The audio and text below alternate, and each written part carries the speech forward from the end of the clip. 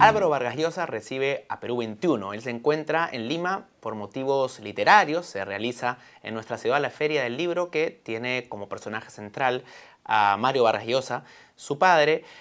Pero le robamos todos los minutos para hablar no de literatura, sino de política nacional e internacional. Álvaro, ¿cómo está? ¿Qué tal? Encantado de estar con ustedes.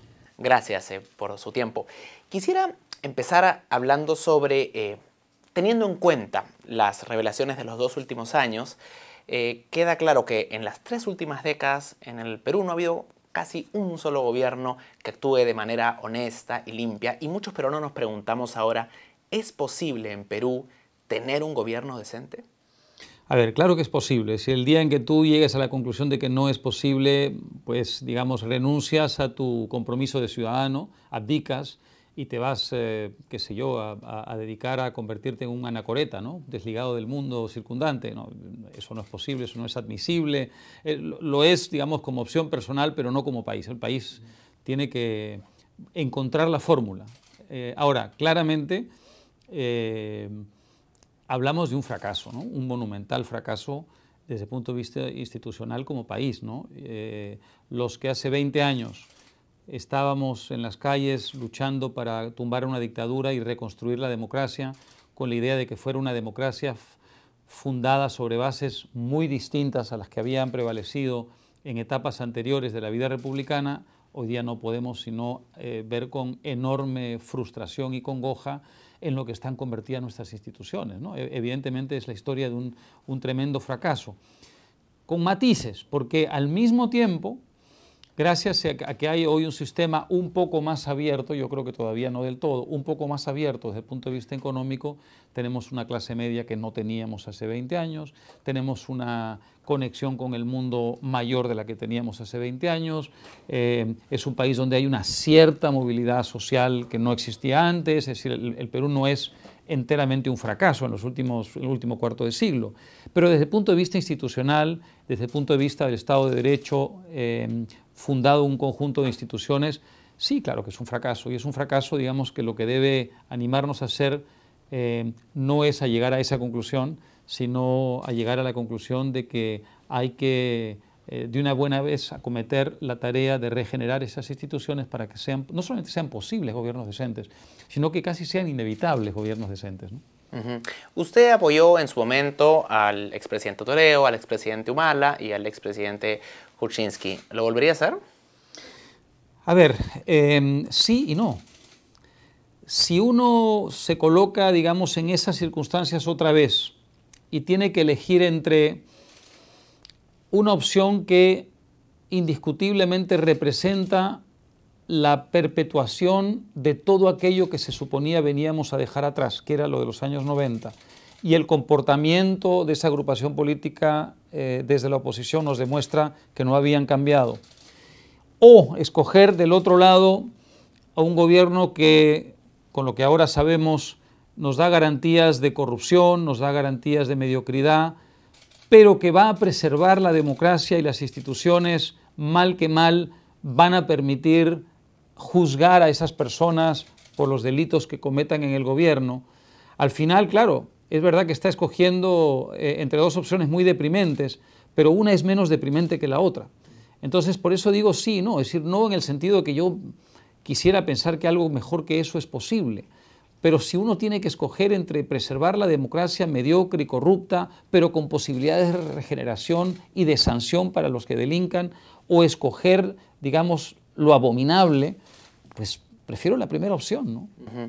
¿Cree usted que hoy en día los peruanos tenemos un mayor aprecio por la democracia como idea, por lo menos, o como promesa, que al final del gobierno de Fujimori en el 2000? No estoy seguro, no estoy seguro. Yo creo que hay un enorme escepticismo frente a la democracia. No necesariamente significa que la gente estaría dispuesta a optar por una dictadura. Seguramente si uno hace una encuesta y le dice a la gente prefiere democracia o dictadura, te va a decir prefiero democracia. Pero en cambio sí creo que el riesgo mayor cuando hay un ambiente de desilusión democrática es el surgimiento del populismo. esto no hay que olvidarlo nunca, el populismo no es una enfermedad de la dictadura, el populismo es una enfermedad de la democracia, que luego, por supuesto, muda en dictadura, pero es siempre una degeneración de la democracia. Por eso los grandes filósofos de la antigüedad decían eso, ¿no?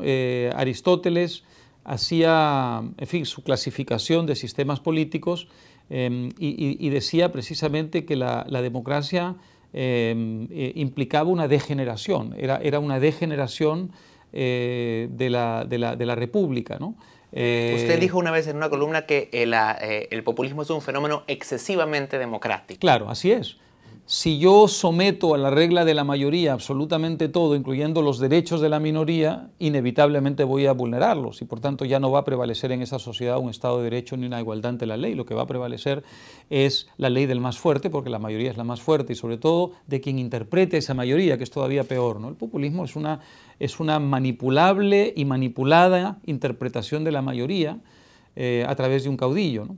Entonces, eso sí me asusta del Perú de hoy. Es decir, la desilusión democrática, que es evidente, ha creado unas condiciones en las que no es inconcebible en absoluto, puede que no en lo inmediato, pero digamos a lo mejor a mediano plazo, resurja el encandilamiento con opciones populistas, que pueden ser de derecha o de izquierda, es decir, da casi lo mismo.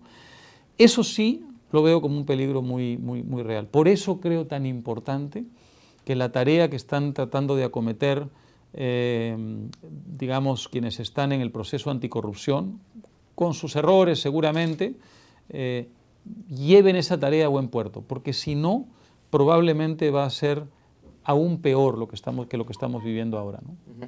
Usted ha dicho que los resultados de los últimos 20 años no han sido del todo malos. Del todo malos. En el tema institucional, ¿cree usted que el Perú hoy en día tiene una institucionalidad fuerte, suficiente, como para, por ejemplo, juzgar y condenar a los corruptos? No está decidido y por eso hay que dar esa batalla. Es decir, quien responda a esa pregunta diciendo sí, diciendo eso está garantizado, creo que está dando una respuesta basada en la ilusión, más que en la observación objetiva de la realidad. Esa batalla se está dando, y se está dando al interior de cada institución. Yo creo que es una situación inédita en la historia del Perú. Porque ¿qué cosa hemos tenido a lo largo de la vida republicana? Hemos tenido instituciones que se hacían más fuertes que otras, las avasallaban y creaban un ambiente de verticalidad en la que la separación de poderes, el equilibrio republicano de poderes desaparecía. Hoy no vivimos eso, hoy vivimos al interior de cada una un forcejeo, una pulseada, digamos, una lucha, a brazo partido, entre quienes quieren preservar las instituciones en el estado de podredumbre en el que están, en democracia, y quienes quieren regenerarlas desde adentro. Y esto se vive en el Congreso, en la Fiscalía, en la Judicatura. Es muy impresionante ver eso, ¿no? Incluso en algunos medios de comunicación también, en instituciones, digamos, que están un poco como desgarradas por dentro de este contexto, ¿no? Y eso sí que es inédito en la historia del Perú. El proceso no solía ser de esa naturaleza. Como observador es fascinante. Ahora, como peruano es muy deprimente, pero significa que hay esperanza, significa que hay gente luchando, hay gente decente en todas esas instituciones luchando por la buena causa. Bueno, hay que apoyarlos, hay que dar esa batalla, hay que ganarla, ¿no? ¿Cree usted que en este proceso el Poder Judicial y la Fiscalía pueden haber cometido excesos, por ejemplo, con las prisiones preventivas? Sí, probablemente, pero porque la ley se los permite.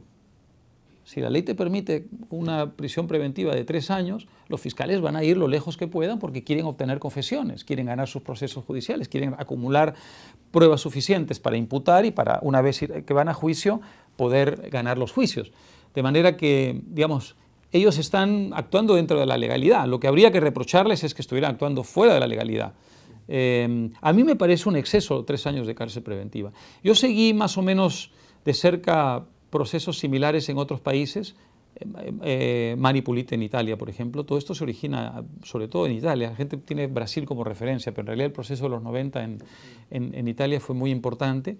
De hecho, Moro, el juez Moro de Brasil, se inspira en el proceso de Italia y tiene un texto académico muy importante analizando lo que fue la lucha anticorrupción en Italia, y él hace suyas muchas de las lecciones, entre ellas la cárcel preventiva como método de presión, la utilización de la prensa para crear un ambiente, digamos, de gran presión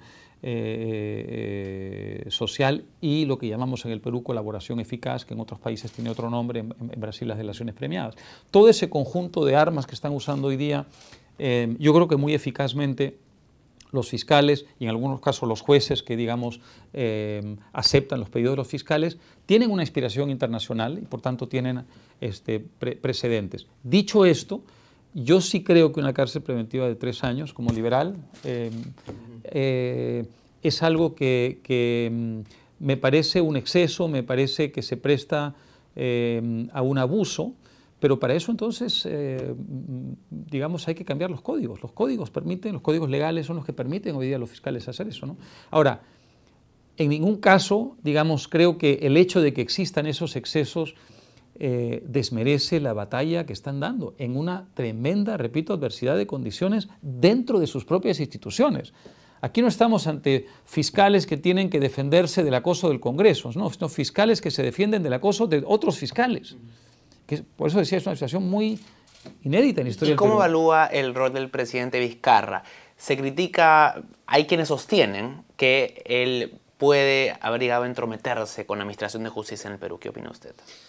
A ver, siempre se va a acusar, siempre se puede acusar a un líder político que quiere encabezar un gran movimiento de opinión pública en favor de la lucha contra la corrupción, siempre se lo puede acusar de invadir fueros que no son los suyos. Pero, ¿cuál es la alternativa? ¿Que el presidente se quede de brazos cruzados y no haga absolutamente nada? Yo no creo que el presidente haya hecho nada que pueda remotamente ser considerado una violación de la legalidad democrática. Tú puedes estar de acuerdo o no con su tono, puedes estar de acuerdo o no con sus tomas de posición, pero en última instancia a un presidente hay que exigirle que respete la legalidad. ¿Vizcarra ha, digamos, desbordado el marco de la legalidad? No. Yo creo que sería de una enorme injusticia acusarlo de eso. ¿Qué cosas sí ha hecho? Se encontró, es una frase de Borges decía, las personas se encuentran con su destino. Vizcarra se encontró con su destino. Cuando asume el poder, en las circunstancias que conocemos, ni siquiera se le había pasado por la cabeza un tiempo antes que sería presidente, ¿no es cierto? Era vicepresidente. Él no da señales de ser el presidente en el que luego se convierte. No era eso lo que tenía, digamos, en mente, ¿no? Las circunstancias despiertan en él una intuición, la intuición de que está llamado a ponerse a la cabeza de una movilización ciudadana, una movilización de opinión pública, además de ejecutiva, en favor de lo que es un reclamo masivo nacional, que es el adesentamiento de las instituciones que pasa por la lucha contra la corrupción. ¿Cómo se le puede reprochar eso? ¿Cómo diablos se le puede reprochar eso? Si no hace eso, un presidente está contribuyendo al hundimiento del crédito de las instituciones, digamos, a ojos de la gente, y por tanto a incubar un fenómeno antidemocrático más temprano que tarde, de tipo populista seguramente. Entonces, él tenía que hacer eso, y lo hizo, y hay que aplaudir que lo hiciera. El Congreso es un Congreso al que no se puede juzgar como si estuviéramos hablando de la leal oposición de Su Majestad Británica. El comportamiento del Congreso desde que asume el señor Kuczynski, que es el verdadero antecedente de esto, es decir, al señor Vizcarra no se lo puede juzgar en su conducta frente al Congreso a partir del momento en que él asume la presidencia. Hay que retrotraernos, digamos, al inicio de la presidencia del periodo, que es bajo el señor Kuczynski. Kuczynski hace todos los esfuerzos del mundo, a mi modo de ver, ingenuos. Alguna vez tuve ocasión de conversarlos con él en privado cuando era presidente, ingenuos. Y a mi modo de ver también dictados por una profunda debilidad, quizá una sensación de debilidad mayor de la que realmente existía por parte de él. Y lo único que logra con eso es que el Congreso tenga un comportamiento que es de una profunda deslealtad, ya no solo con el presidente, por supuesto, sino con lo que es su propia función, su propio rol republicano y, por supuesto, con la democracia. Entonces, van arrastrando a esa administración, pero también al país, a una situación en la que finalmente, si el presidente se queda de brazos cruzados, está tolerando que un poder del Estado se convierta, digamos, en un aliado de fuerzas oscuras que representan la negación de los valores elementales sobre los cuales debe reposar una democracia. Es decir, a cuánta gente corrupta, delictuosa, ha protegido este Congreso? A muchísimas, son innumerables, ¿no es cierto? Entonces, frente a eso, un presidente, en nombre de la separación de poderes, debe mantener silencio, un silencio cómplice. No, yo creo que se puede ejercer un liderazgo ante el país sin violar la legalidad. De hecho, ahí sigue ese Congreso haciendo exactamente lo mismo que seguía haciendo, lo que estaba haciendo antes. Así que eso por un lado. Y por el otro, el presidente Vizcarra, cuando ha tratado de poner al Congreso bajo un cierto nivel de presión con la carta de la disolución del Congreso, no está haciendo nada remotamente equivalente a lo del 5 de abril de 1992. Está utilizando instrumentos constitucionales. Tú puedes políticamente juzgar eso de una manera o de otra, esa es una discusión perfectamente legítima, pero no se puede decir que el señor Vizcarra esté desbordando el marco democrático y apelando a elementos inconstitucionales, ¿no? Todos sabemos que no es así. Aún en el entendido de que el presidente Vizcarra no está entrometiéndose con la justicia, ¿cree usted que los jueces sí pueden estar actuando por presión popular? Se habla de una justicia plebiscitaria, por ejemplo. A ver, eso ocurre en todas partes, desde luego, es un problema que tiene que ver con la democracia. Tiene que ver con el hecho de que es una sociedad donde hay una opinión pública que tiene canales de expresión, uno de ellos son los medios de comunicación, pero no el único, desde luego, y hoy día en el mundo de las redes sociales también ese es un elemento de presión, y tienen que funcionar dentro de ese nivel, digamos, o de ese clima de opinión pública. Pero eso no funciona solo de un lado. Hay un país que presiona a los jueces desde el punto de vista de la opinión pública para que meta preso a los corruptos, pero también hay corruptos que presionan a los jueces para que los saquen de la cárcel o no los metan a la cárcel. La presión de opinión pública se da de ambos lados y eso ha sido siempre así y es así en todas partes. Por eso hay que luchar para fortalecer a esas instituciones. ¿Cuál es la alternativa? Digamos, prohibir la expresión libre de la gente. Eso es una manera de evitar que los jueces sean presionados. Una manera de hacerlo es decir, bueno, una vez que un proceso está en curso, entonces ya es un delito opinar en público sobre él. Bueno, pero digamos, el Poder Judicial no es una institución que está desvinculada de la democracia republicana, forma parte de ella. Todo en una democracia es discutible, absolutamente, incluso la guerra es discutible, ¿no es cierto? Algo que normalmente se trata de ver como digamos, una especie de coto vedado, ¿no es cierto? El momento que tú entras en guerra ya no es posible discutirlo. Yo no acepto eso, yo creo que en una democracia y en un país libre todo se discute, incluyendo esos temas militares. ¿Cómo diablos no vamos a discutir los temas judiciales, no? Alan García se suicidó minutos después de que iban a detenerlo y sus seguidores argumentan que este fue un acto de valentía, de enfrentarse a un sistema digamos, avasallador, corrupto, y hay también quienes creen que fue un acto de cobardía, de no enfrentarse a la justicia. ¿Cómo lo ve usted? Yo no quiero sumarme a quienes hablan de cobardía. Yo tengo mucho respeto por la figura del suicidio. Creo que es un acto de profundo individualismo. Yo creo en el derecho de una persona a quitarse la vida. Creo que es algo frente a lo cual hay que mantener una actitud de respetuoso silencio, por lo menos es lo que yo hago, de modo que yo no juzgo ese acto. Yo juzgo sus actos de gobierno, yo doy una opinión sobre lo que creo que fue su segundo gobierno. Es un gobierno donde imperó un alto grado de corrupción, de gente muy cercana a él, así que muy probablemente cuando toda la información termine de salir a la luz, llegaremos a la conclusión de que él no era ajeno a esa corrupción, pero el acto mismo del suicidio es un acto frente al cual yo expreso una respetuosa distancia. Habla usted del riesgo del populismo en el futuro cercano en Perú. ¿Ve usted más probable que sea un populismo de derecha o uno de izquierda? Existen los dos populismos en el Perú. Yo acabo de estar en Arequipa. En Arequipa hay un populismo de izquierda significativo, como todos sabemos, no solamente en Arequipa, ha vuelto a surgir en Moquegua, frente al proyecto de Quellaveco, que se supone que era un modelo en el Perú, ¿no es cierto?, que era una referencia en el Perú sobre cómo era posible poner de acuerdo al Estado, a la mina y a las comunidades. Y bueno, ya vemos que también en Moquegua empieza a haber un movimiento de cuestionamiento antiminero. Lo hemos visto hace algunos años en Cajamarca, lo hemos visto en Las Bambas, es decir, por todo el Perú hay un movimiento importante, un movimiento que en realidad son muchos movimientos que podríamos llamar de populismo de izquierda. Y hoy día en Arequipa claramente eso se nota. No diría que es mayoritario, pero diría que tiene una voz potente, ¿no? Ahora, hay un populismo de derecha en el Perú evidente. El fujimorismo de los años 90 fue un populismo de derecha. Sus raíces sociológicas no han muerto. La organización está medio moribunda, sus principales líderes o los líderes más caracterizados están evidentemente muy deslegitimados, pero la sociología detrás de eso no ha desaparecido.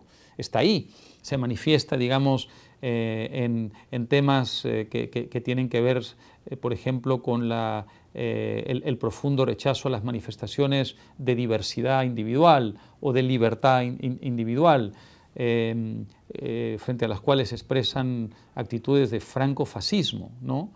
Hay un populismo de derecha en el Perú sin ninguna duda.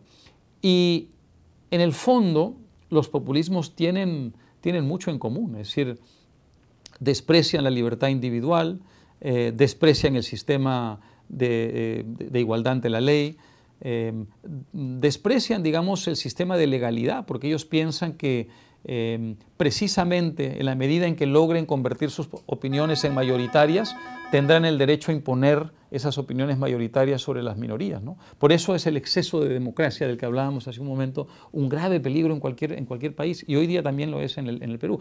Por eso los fundadores de los Estados Unidos, por ejemplo, salvo la atroz y terrible tara de la esclavitud, evidentemente, y siempre hay que mencionarla cuando se habla de eso, tuvieron una gran visión. Ellos no hablaban de democracia, hablaron de república. Y el federalista, los famosos papeles en los que está basada digamos, la sustentación ideológica de la Constitución americana, de lo que hablan no es de democracia, nunca hablan de democracia, hablan de república, de un conjunto de valores republicanos, ¿no? Bueno, ese ha sido uno de los grandes problemas de América Latina y del Perú, ¿no? Entender la democracia como la dictadura de las mayorías, en lugar de como un conjunto de instituciones republicanas que están ahí para defender los derechos de los individuos. Yo no diría que es una mayoría, hay una minoría populista de derechas hoy día en el Perú que quiere imponerle a la gente con quién puede y con quién no puede casarse, qué hijos puede y no puede tener, qué manifestaciones puede o no puede ejercer, qué educación sexual puede o no puede tener, así como hay un populismo de izquierda que abomina de la propiedad privada y de la empresa privada y nos quiere retrotraer a las cavernas del estatismo, ¿no? Y esa es una doble amenaza que enfrenta hoy día el Perú, sin ninguna duda. Y para un liberal esto es un desafío especialmente importante, ¿no? Para terminar, estamos a 2 años de llegar al bicentenario como república. ¿Qué razones, si algunas, tenemos para ser optimistas por el futuro? Yo diría que hay varias. A ver, el Perú tiene una clase media emergente que creo que para muchos de nosotros es lo mejor que ha pasado en el Perú del último cuarto de siglo.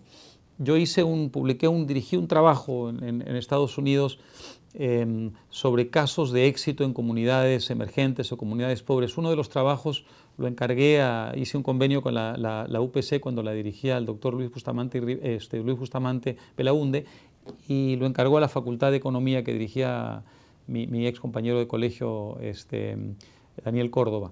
Hicimos un trabajo sobre los añaños en el Perú.